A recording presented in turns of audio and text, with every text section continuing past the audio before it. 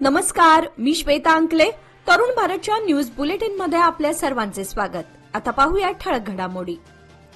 अनैतिक संबंध आणि जमिनीच्या वादातून तरुणाचा बाजारपेठेतच धारदार शस्त्राने खून करण्यात आल्याची धक्कादायक घटना काल सोमवार दिनांक 11 रोजी दुपारी 12:30च्या सुमारास घडली. या घटनेमुळे संपूर्ण हुक्केरी तालुक्यात खळबळ उडाली असून बाजारपेठेमध्ये भीतीचं वातावरण निर्माण झालंय. मृत तरुणाचं नाव मलिक हुसेन किल्लेदार, वय 25, राहणार अवरगोळ, तालुका हुक्केरी असं आहे. आरोपींनी अगदी नियोजनबद्धपणे त्याचा पाठलाग करून बाजारपेठेतच धारदार शस्त्राने हल्ला चढवला. आरोपींची नावे शानूर जमखंडी, वय 23 व बशीर किल्लेदार, वय 38, दोघेही राहणार अवरगोळ अशी असून त्यांना पोलिसांनी अटक केली आहे. घटनेची माहिती मिळताच हुक्केरी पोलीस ठाण्याचे निरीक्षक महांतेश बसापुरे यांच्या नेतृत्वाखाली पोलिसांनी घटनास्थळी धाव घेतली व मृतदेहाचा पंचनामा केला. आरोपींना तत्काळ अटक करण्यात आली असून या घटनेचा अधिक तपास सुरू असल्याचं जिल्हा पोलीस प्रमुख डॉ. भीमाशंकर गुळेद यांनी पत्रकार परिषदेत सांगितले. बिहारमधील मतदार यादीच्या विशेष संक्षिप्त पुनःनिरीक्षण कार्यक्रमावरून निर्माण झालेल्या वादावर सर्वोच्च न्यायालयाने आज एक महत्वपूर्ण निरीक्षण नोंदवलं आहे. आधार कार्ड हे नागरिकत्वाचा अंतिम पुरावा म्हणून स्वीकारलं जाऊ शकत नाही आणि त्याची सखोल पडताळणी करणं अत्यावश्यक आहे असं न्यायालयानं स्पष्ट केलंय. बिहार विधानसभा निवडणुकीपूर्वी राबवण्यात येत असलेल्या या प्रक्रियेतील त्रुटींवर बोट ठेवणाऱ्या याचिकेवर सुनावणी दरम्यान न्यायालयाने हे मत व्यक्त केले. मंगळवारी दिनांक 12 ऑगस्ट रोजी झालेल्या सुनावणीमध्ये न्यायमूर्ती सूर्यकांत यांनी निवडणूक आयोगाच्या भूमिकेचे समर्थन करत म्हटलं की आधार कार्डला अंतिम पुरावा मानता येणार नाही. या निवडणूक आयोगाच्या मताशी आम्ही सहमत आहोत. त्याची पडताळणी होणं आवश्यक असल्याचं त्यांनी सांगितलं. बेळगाव महानगरपालिकेच्या 4 स्थायी समित्यांवरील सदस्यांची बिनविरोध निवड आज मंगळवारी पार पडली. याआधी 3 वेळा पुढे ढकलण्यात आलेल्या या निवड प्रक्रियेवर सर्वांचं लक्ष लागून राहिलं होतं. या निवडीमध्ये एकूण 7 सदस्यांची निवड करण्यात आली असून त्यामध्ये 5 सदस्य सत्ताधारी पक्षाचे तर 2 सदस्य विरोधी पक्षाचे आहेत. विरोधी पक्षाने 3 जागांची मागणी केली होती, मात्र सत्ताधाऱ्यांनी ती नाकारली. समित्यांवरील सदस्यांची नावे आधीच ठरवण्यात आली होती. माजी आमदार अनिल बेनके यांनी सत्ताधारी गटातील सदस्यांची तर आमदार आसिफ सेठ यांनी विरोधी गटातील सदस्यांची निवड निश्चित केली. आज सकाळी नामांकन प्रक्रिया पार पडली. दुपारी 3 वाजता अधिकृत निवड जाहीर करण्यात आली आणि सर्व सदस्य बिनविरोध निवडून आले. आता येत्या आठवड्यामध्ये 4 स्थायी समित्यांच्या अध्यक्षांची निवड होणार आहे. सूत्रांनी दिलेल्या माहितीनुसार 2 समित्यांचे अध्यक्ष आधीच निश्चित झाले आहेत, तर उर्वरित 2 अध्यक्ष पदांसाठी रस्सीखेच होण्याची शक्यता आहे. मनुष्याच्या शेवटच्या प्रवासाचा साक्षीदार ठरणारी स्मशानभूमी अनेकदा दुर्लक्षित राहते. मात्र बिजगर्णी गावातील तरुणांनी सामाजिक जाणीवेच्या भावनेतून पुढाकार घेत गावातील स्मशानभूमी स्वच्छ करण्याचा स्तुत्य उपक्रम राबवून एक आदर्श निर्माण केलाय. पावसाळ्याच्या पार्श्वभूमीवर स्मशानभूमीमध्ये गवत व झाडाझुडपांची प्रचंड वाढ झाल्यामुळे अंत्यविधीसाठी येणाऱ्या नागरिकांना मोठ्या अडचणींना सामोरं जावं लागत होतं. त्याशिवाय परिसरात साचलेला कचरा ही गंभीर समस्या बनली होती. ही परिस्थिती लक्षात घेऊन ब्रह्मलिंग युवक मंडळ, तिरंगा युवक मंडळ, श्री गणेश भांडी संघ व ग्रामपंचायतीच्या संयुक्त विद्यमाने स्मशानभूमी स्वच्छता मोहीम राबवण्यात आली. या मोहिमेअंतर्गत तरुणांनी झाडू, खोरे, फावडे, खुरपे आदी साहित्य हातात घेत संपूर्ण परिसरातील गवत व कचरा हटवला. विशेष म्हणजे या उपक्रमात कोणतीही वैयक्तिक अपेक्षा न ठेवता केवळ सामाजिक बांधिलकीतून तरुणांनी सहभाग घेतला. त्यांच्या या योगदानामुळे गावकऱ्यांना दिलासा मिळाला असून ही मोहीम अनेकांसाठी प्रेरणादायी ठरली आहे. या उपक्रमामध्ये ग्रामस्थ, युवक व विविध मंडळांचे कार्यकर्ते मोठ्या संख्येने सहभागी झाले होते. गावाच्या विकासात अशा उपक्रमांचा मोलाचा वाटा असतो आणि गाव पण जपलं जातं हे या उदाहरणातून स्पष्टपणे दिसून आलं.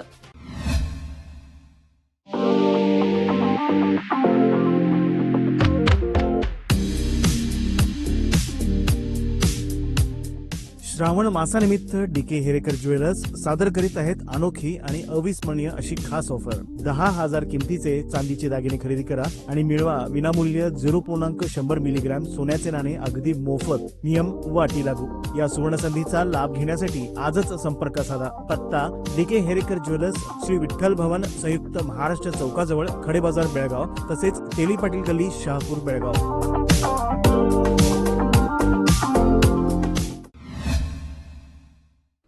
कर्नाटकातील काँग्रेस सरकारच्या राजवटीत महिला आणि बालकल्याण खात्याच्या मंत्र्यांच्या नावाचा वापर करून शासकीय नोकरीचा आमिष दाखवत अनेकांची लाखो रुपयांची फसवणूक झाल्याचा धक्कादायक प्रकार उघड झालाय.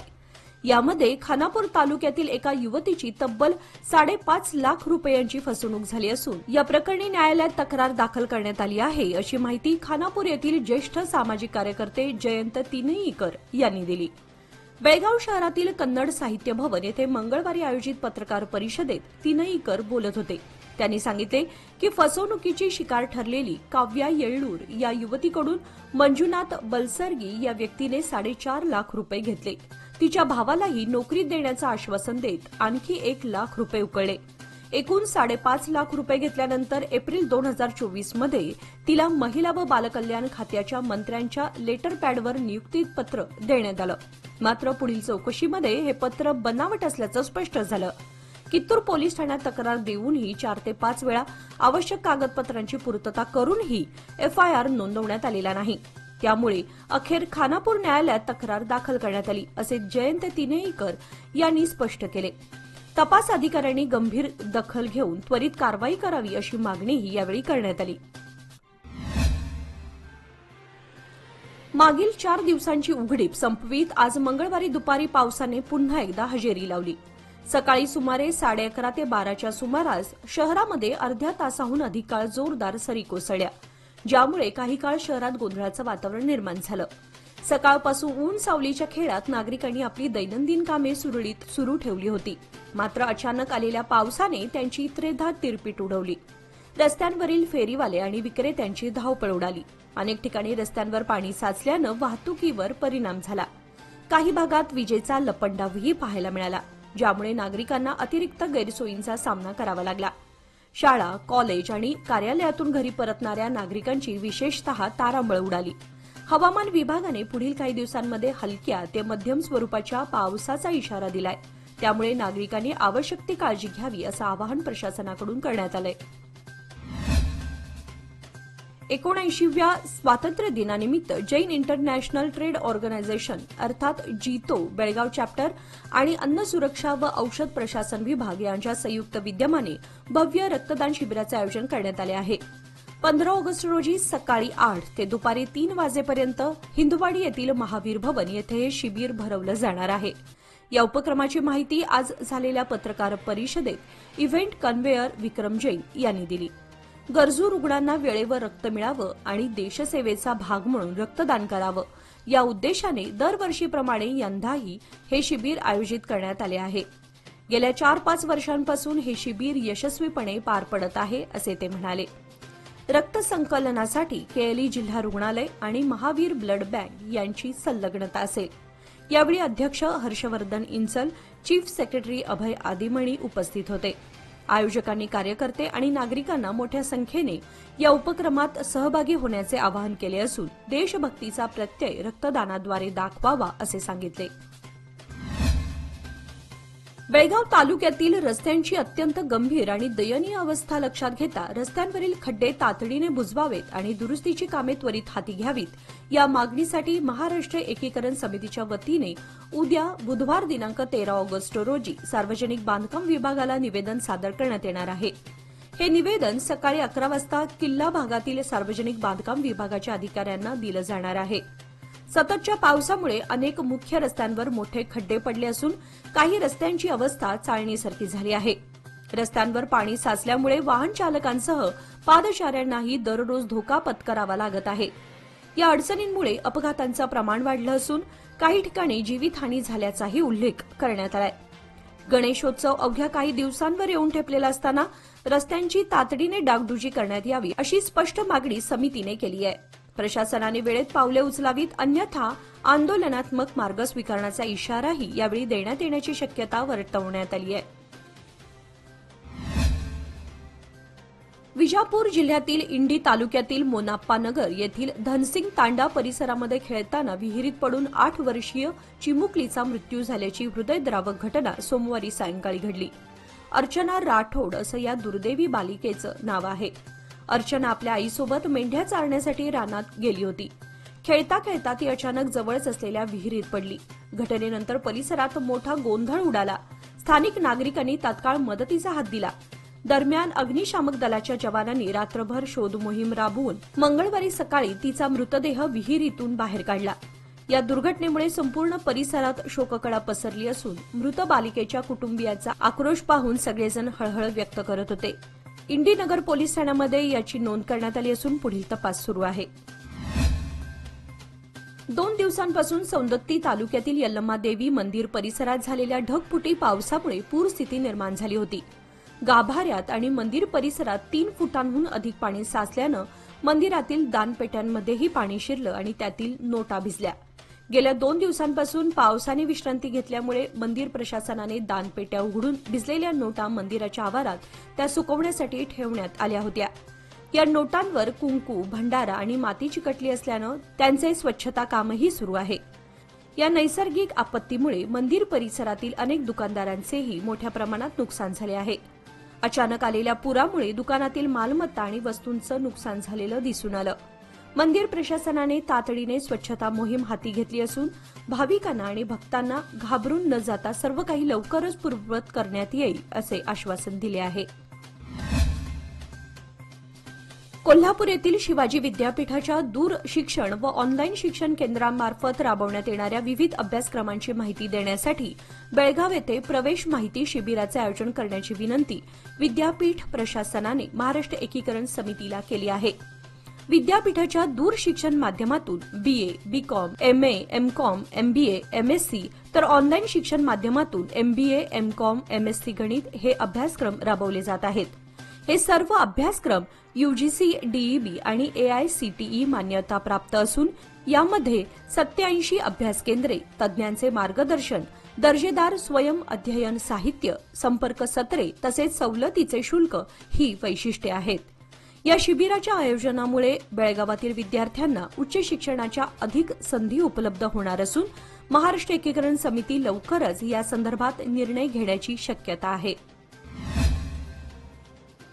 निवृत्त न्यायमूर्ती एच.एन. नागमोहन दास यांनी 4 ऑगस्ट 2025 रोजी राज्य सरकारकडे सादर केलेल्या अंतर्गत आरक्षण अहवालाविरोधात बेळगाव जिल्हा चलवादी महासभेच्या वतीने जिल्हाधिकाऱ्यांना निवेदन देण्यात आले.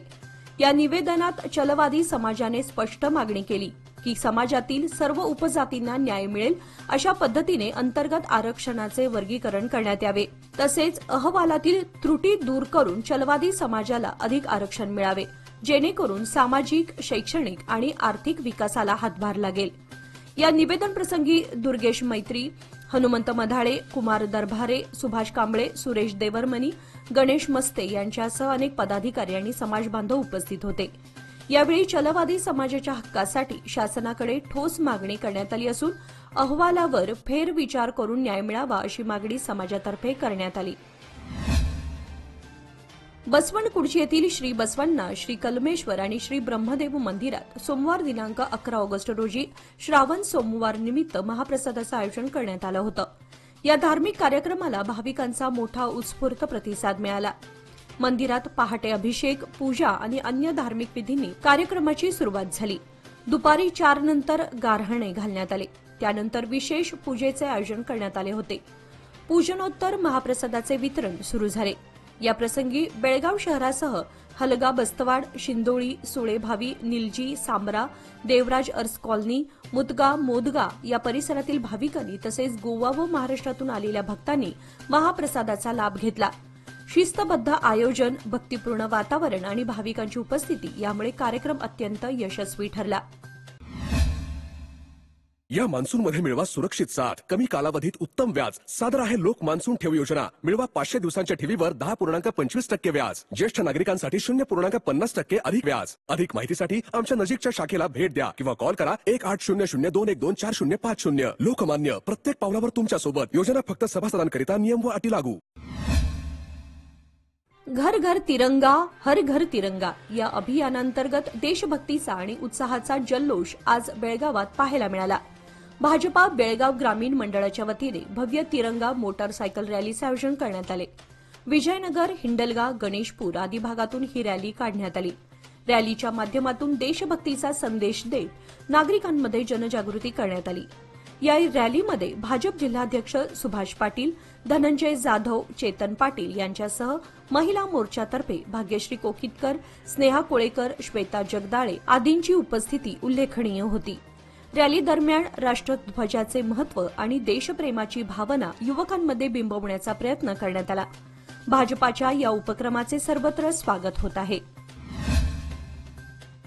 79व्या स्वातंत्र्य दिनाच्या पार्श्वभूमीवर जिल्हा प्रशासनाने तयारीला वेग दिला आहे.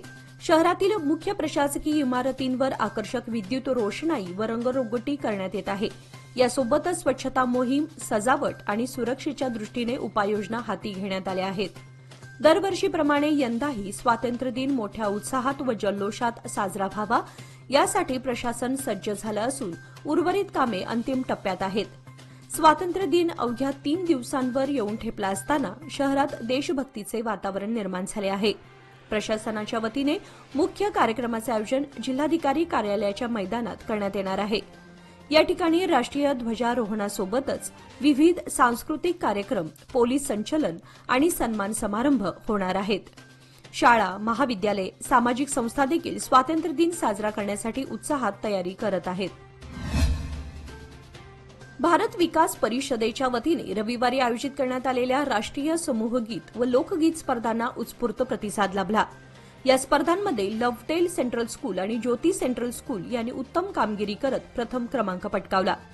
समूह गीत स्पर्धा हिंदी विभाग लव्हडेल सेंट्रल स्कूलने प्रभावी सादरीकरण करत प्रथम क्रमांक मिळवला. विजेत्यांना प्रमुख अतिथी महापौर मंगेश पवार यांच्या हस्ते आकर्षक चषक, रोख रक्कम 5,000 रुपये व प्रशस्तीपत्र प्रदान करण्यात आले. या शाळेची निवड पुढील महिन्यात रायचूर येथे होणाऱ्या प्रांतस्तरीय स्पर्धेसाठी झाली आहे. द्वितीय क्रमांक ज्योती सेंट्रल स्कूलने तर तृतीय क्रमांक भरतेश इंग्रजी माध्यम शाळेने पटकावला. ज्ञान प्रबोधन मंदिर व अमृता विद्यालयम यांना विशेष पारितोषिक देऊन गौरवण्यात आले. उत्कृष्ट सादरीकरण करत ज्योती सेंट्रल स्कूलने प्रथम क्रमांक मिळवला. एम.व्ही. हेरवाडकर स्कूलने द्वितीय क्रमांक आणि अमृता विद्यालयमने तृतीय क्रमांक प्राप्त केला. संत मीरा हायस्कूल आणि केएलएस स्कूल यांना विशेष पारितोषिकांनी सन्मानित करण्यात आले. कार्यक्रमाची सुरुवात भारत विकास परिषदेचे अध्यक्ष विनायक मोरे यांच्या स्वागत व प्रास्ताविक भाषणाने झाली. श्री विठ्ठल रुक्मिणी भजनी मंडळ सुळगाच्या वतीने श्रावण मासाच्या पारंपरिक विधीप्रमाणे पायी दिंडी काढून देवरवाडी येथील पवित्र श्री क्षेत्र वैजनाथ येथे दर्शन आणि सेवा केली. या धार्मिक सोहळ्यात श्री विठ्ठल व रुक्मिणी मातेच्या प्रतिमांची पूजा अर्चा करण्यात आली. तसेच काकड आरती, नामस्मरण आणि भजन सेवा पार पडली. यावेळी श्रद्धाळू, वारकरी, भाविक, भक्तगण तसेच माता भगिनी मोठ्या संख्येने उपस्थित होते. विठ्ठल नामाच्या गजरात सहभागी होऊन त्यांनी श्रावण महिन्यामध्ये आध्यात्मिक वातावरण अनुभवले. कार्यक्रमाचे यशस्वी नियोजन मंडळाच्या पदाधिकाऱ्यांनी केले होते. श्रद्धेने संपन्न झालेल्या सांगता सोहळ्यामुळे भक्त परंपरेचा गौरव वाढल्याचे दिसून आले. 12वी नंतर कोणते शिक्षण घ्यावे, कोणते क्षेत्र निवडावे याचा विद्यार्थ्यांनी वेळेपूर्वी विचार करावा. आपल्या आवडीचे आणि ध्येयाशी सुसंगत शिक्षण निवडल्यास यश निश्चित आहे. आजच्या स्पर्धेच्या युगात संधी भरपूर आहेत. फक्त तुमच्यात जिद्द व चिकाटी असली पाहिजे, असे मार्गदर्शन प्रख्यात वक्ते गीतन गिंडे यांनी केले. विश्व भारती कला क्रीडा संघटनेच्या वतीने आयोजित गुणवंत विद्यार्थ्यांच्या सत्कार समारंभात ते बोलत होते. कार्यक्रमाच्या अध्यक्षस्थानी गोविंद पाटील हे होते. व्यासपीठावर संघटनेचे अध्यक्ष अनिल देसाई, मये समितीचे नेते विलास बेळगावकर, राष्ट्रपदक विजेते आबासाहेब दळवी, थॉमस डिसुजा, युवा नेते भैरू पाटील, दामोदर कणबरकर आदी मान्यवर उपस्थित होते. कार्यक्रमाची सुरुवात दीपप्रज्वलनाने झाली. भैरू पाटील यांनी प्रास्ताविक केले तर अनिल देसाई यांनी उपस्थितांचे स्वागत केले। या सत्कार समारंभात अनेक गुणवंत विद्यार्थ्यांचा गौरव करण्यात आला। कार्यक्रमाला पालक, शिक्षक आणि विद्यार्थी मोठ्या संख्येने उपस्थित होते। दुचाकीची महामार्गावरील दुभाजकाला धडक बसल्याने दुचाकीवरील दोघे जण गंभीर जखमी झाल्याची घटना सोमवारी मध्यरात्री 1च्या सुमारास घडली। या अपघातात दुचाकीवरील रियाज दस्तगीर पटेल वय 18, सुबान ए पटेल वय 22 राहणार कागल अशी गंभीर झालेल्यांची नावे आहेत। निपाणी ग्रामीण पोलिसांकडून समजलेली अधिक माहिती अशी की रियाज पटेल व सुभान पटेल हे दोघेही निपाणीहून कोल्हापूरच्या दिशेने जात होते। दरम्यान सौंदलगा नजीक महामार्गावर आले असता दुचाकीची दुभाजकाला धडक बसल्याने दोघेही खाली कोसळले। यात त्या दोघांना गंभीर दुखापत झाली। या घटनेची माहिती मिळताच अवताडे कंपनीचे कर्मचारी संतराम माळगी, निपाणी ग्रामीण पोलीस ठाण्याचे उपनिरीक्षक MS सूर्यवंशी यांनी घटनास्थळी भेट देऊन पाहणी केली। गंभीर जखमींना त्वरित रुग्णवाहिकेतून CPR रुग्णालयात दाखल करण्यात आले असून तेथे त्यांच्यावर उपचार सुरू आहेत। अधिक तपास निपाणी ग्रामीण पोलीस ठाण्याचे उपनिरीक्षक शिवराज नाईकवडी करत आहेत। निपाणी शहरात व परिसरात गणेशोत्सव डॉल्बी मुक्त पद्धतीने सार्वजनिक मंडळांनी साजरा करावा असे आवाहन DSP गोपाळकृष्ण गौडर यांनी निपाणीतील आंबेडकर भवन येथे आयोजित केलेल्या बैठकीत केले। सर्व मंडळांनी प्रशासनाच्या नियमांचे काटेकोर पालन करावे, जे नियम मोडतील त्यांच्यावर कारवाई केली जाईल असा इशाराही गौडर यांनी दिला। प्रारंभी CPI BS तळवार यांनी प्रशासनाने घालून दिलेल्या अटी व नियमांचे वाचन केले।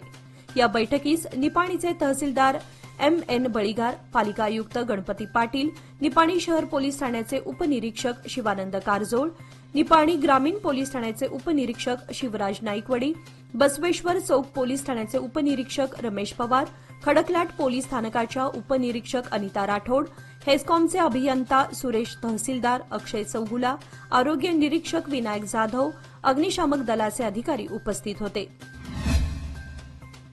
निपाणी विधानसभा मतदारसंघातील भोज कारदगा गावाजवळील दूधगंगा नदीवरील पुलाच्या बांधकामासाठी जारी करण्यात आलेले अनुदान किती? हे अनुदान कधी जारी करण्यात आले? कामाचा सध्याचा टप्पा काय आहे? असा प्रश्न सार्वजनिक बांधकाम खात्याच्या मंत्र्यांना आमदार शशिकला जोल्ले यांनी बेंगळूर अधिवेशनामध्ये विचारले। या प्रश्नाला उत्तर देताना सार्वजनिक बांधकाम खात्याचे मंत्री सतीश जारकिहोळी यांनी सदर दूधगंगा नदीवरील भोज कारदगा पुलाचं काम पूर्ण झालं आहे, फक्त संलग्नित रस्त्याचं काम बाकी आहे असं सांगताना सविस्तर माहिती दिली। एक व्यक्ती हत्तीच्या अतिशय जवळ जाऊन फोटो काढण्याचा प्रयत्न करत असताना त्या हत्तीने अचानक हल्ला केला आणि संबंधित व्यक्ती गंभीर जखमी झाली। या घटनेचा थरारक व्हिडिओ सध्या सोशल मीडियावर व्हायरल होत असून ही घटना कर्नाटकातील बंडीपूर व्याघ्र प्रकल्पाच्या हद्दीतील राष्ट्रीय महामार्ग क्रमांक 67 वर 11 ऑगस्ट रोजी घडली। मिळालेल्या माहितीनुसार हत्तीला जवळून पाहण्याचा मोह आवरता न आल्यानं संबंधित व्यक्तीने धोका पत्करून त्याच्या दिशेने चाल केली, मात्र हत्तीने त्यावर अचानक हल्ला चढवला।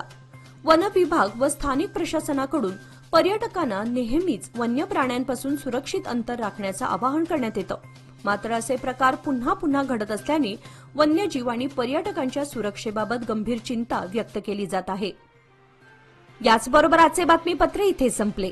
अधिक माहिती आणि ताज्या घडामोडींसाठी पाहत रहा तरुण भारत न्यूज चॅनल। तसेच आमच्या चॅनलला लाईक, शेअर आणि सबस्क्राईब करायला विसरू नका आणि विश्वासार्ह बातम्यांसाठी दररोज वाचा दैनिक तरुण भारत। धन्यवाद।